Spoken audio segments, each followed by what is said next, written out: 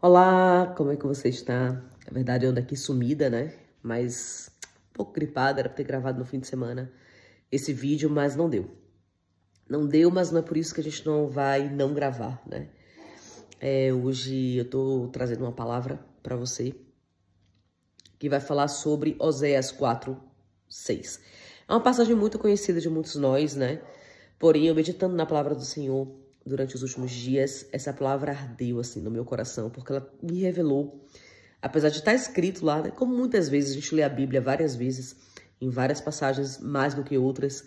Oséias 4:6 é uma passagem super conhecida porque todos nós falamos muito sobre essa passagem quando diz que o meu povo está morrendo porque lhe falta o conhecimento, né? Mas dessa vez, né, Deus me fez ver outras coisas nessa palavra que eu queria muito compartilhar com você para que a gente esteja atento àquilo que Deus fala conosco. A primeira mensagem que eu quero deixar hoje no seu coração é: esteja atento.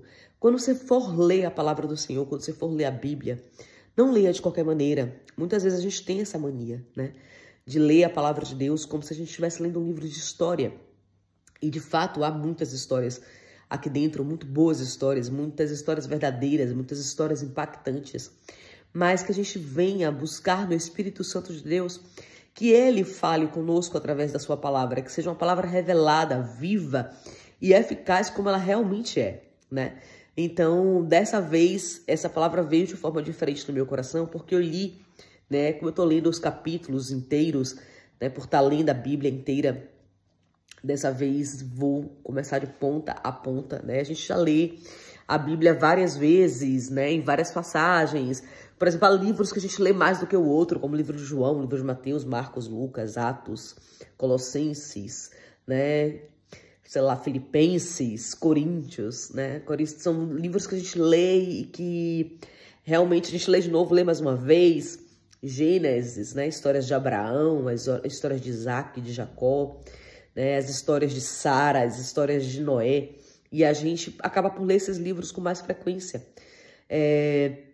No entanto, o Senhor tem me tocado mesmo para ler todos os livros, ler tudo, ler com atenção, ler buscando realmente, né, entendimento naquilo que Deus deseja falar conosco. E dessa vez foi isso que aconteceu em Oséias 4:6, porque diz assim: o meu povo está destruído porque falta conhecimento. Em algumas versões vai dizer porque não me conhece, né? E o culpado és tu, que os impediste de me conhecerem. Também eu te afastarei de mim, e não será mais o meu sacerdote, né? Isso é uma palavra muito forte. Em outras versões, na versão que eu li ontem, diz o seguinte: o meu povo está morrendo porque lhe falta o conhecimento, porque rejeitaste o meu conhecimento.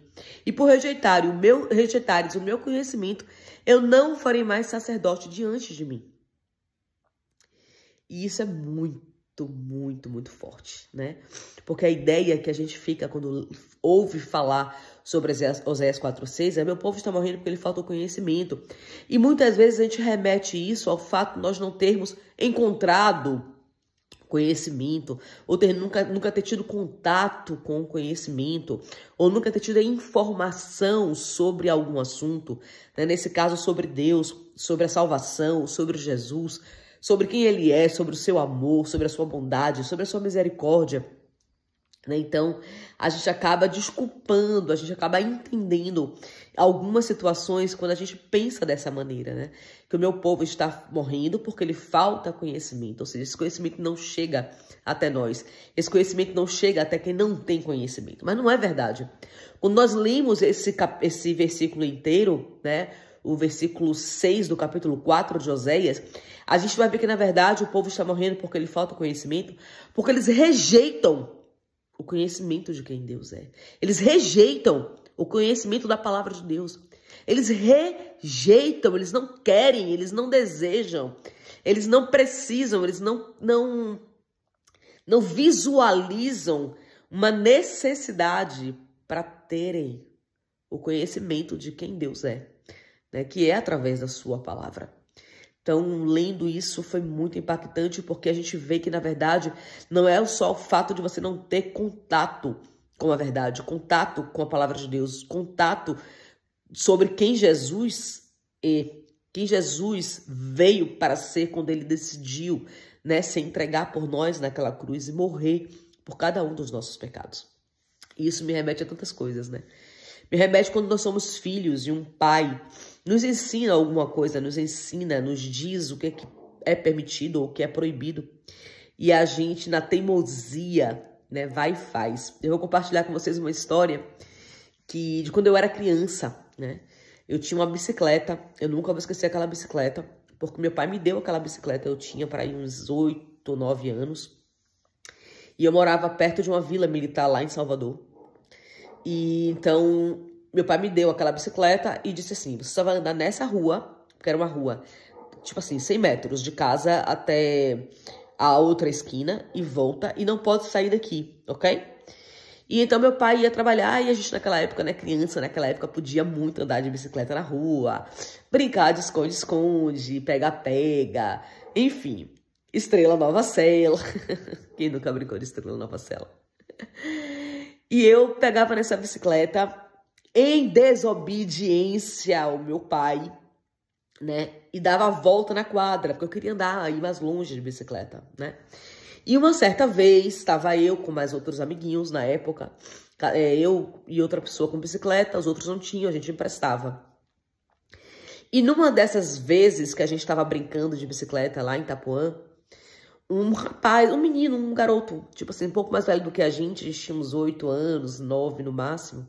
Esse menino tinha para aí uns 12 ou 13, e ele se junta ali no meio da gente, e ele por várias vezes pega a bicicleta emprestada, a minha e a do outro amiguinho. E em uma dessas vezes, ele pega a bicicleta e diz que vai dar a volta na quadra, como nós dávamos volta na quadra. E ele vai dar essa tal volta e ele não volta mais com a minha bicicleta. Ele estava roubando a minha bicicleta. Eu entreguei a minha bicicleta para ele. E o pior de tudo foi, 5 minutos depois que o menino roubou a minha bicicleta, meu pai chega de carro. E eu com medo, porque meu pai tinha dito para eu não dar a volta na quadra, né? E pior, tinha emprestado a minha bicicleta para alguém que eu não conhecia e deixei ele dar a volta na quadra. Eu, ao invés de gritar meu pai, pedir socorro, porque o menino tinha levado minha bicicleta, meu pai de carro muito rapidamente alcançaria ele, né? O que é que eu fiz? Me calei, fui procurar com meus amigos a pé, né? Naquele medo do que meu pai poderia fazer. E quando eu vi que eu não ia encontrar mais a bicicleta, que eu tinha que ir para casa sem a bicicleta, enfrentar meu pai sem a bicicleta, eu fui para casa. E quando eu cheguei em casa, que eu tive que contar porque eu estava sem bicicleta, meu pai ficou furioso comigo, porque o menino tinha passado por ele de bicicleta. E ele disse, ó, o menino igualzinho com a bicicleta de Laina. O menino com a bicicleta igualzinha de Laina. E era a minha bicicleta. E se meu pai tivesse voltado naquele momento comigo, a gente tinha encontrado a bicicleta. Então, o povo, na verdade, nem sempre perece por falta de conhecimento. Porque eu tinha o conhecimento. Meu pai tinha me dito as regras. Ele tinha me dito o que era permitido e o que não era permitido fazer. Por quê? Porque ele, como adulto, sabia os riscos que eu corria se eu pegasse a minha bicicleta, emprestasse a uma pessoa que eu não conhecia, ou se eu fosse para outra rua. Por quê? Porque naquela rua todo mundo conhecia a gente. Então, se alguém pegasse minha bicicleta ali naquela rua, os próprios vizinhos, os comerciantes iam dizer logo, ei, essa bicicleta aí é de lá, traga para cá, né? E quando eu fui para outra rua, brincar na outra rua, né, e emprestei a bicicleta para alguém que eu não conhecia, eu estava fazendo o quê? Rejeitando, né, o ensinamento, né, as regras que meu pai tinha me passado. E pereci. Não só perdi a minha bicicleta, como meu pai me deixou de castigo por eu ter perdido a bicicleta e por não ter falado com ele quando eu vi, né, encontrei com ele logo em seguida e ele teria recuperado a minha bicicleta. Então, esse exemplo é um exemplo muito simples, né, mas que é muito real diante dessa passagem. Nem sempre as pessoas perecem por falta de conhecimento. Às vezes elas rejeitam o ensinamento, o conhecimento de quem Deus, né, tem pra gente, do que Deus tem para nossas vidas. Né? O que é que Deus tem te ensinado, o que é que Ele tem te instruído e você tem rejeitado? Quais são as palavras do Senhor, quais são as promessas que Deus já fez para sua vida, que você rejeita porque você não acredita mais, ou porque você acha que não é bem assim, né? Quando eu peguei minha bicicleta e fui lá para outra rua, eu achava que meu pai estava exagerando, que não é bem assim também, né? Calma, não vou roubar minha bicicleta aqui em Itapuã, todo mundo me conhece. Mas sim, roubaram a minha bicicleta a 200 metros de casa, né? Todo mundo me conhecia, era quase impossível aquilo acontecer, mas aconteceu. E se eu não tivesse rejeitado aquilo que meu pai tinha me ensinado, muito provavelmente eu não teria perdido a minha bicicleta.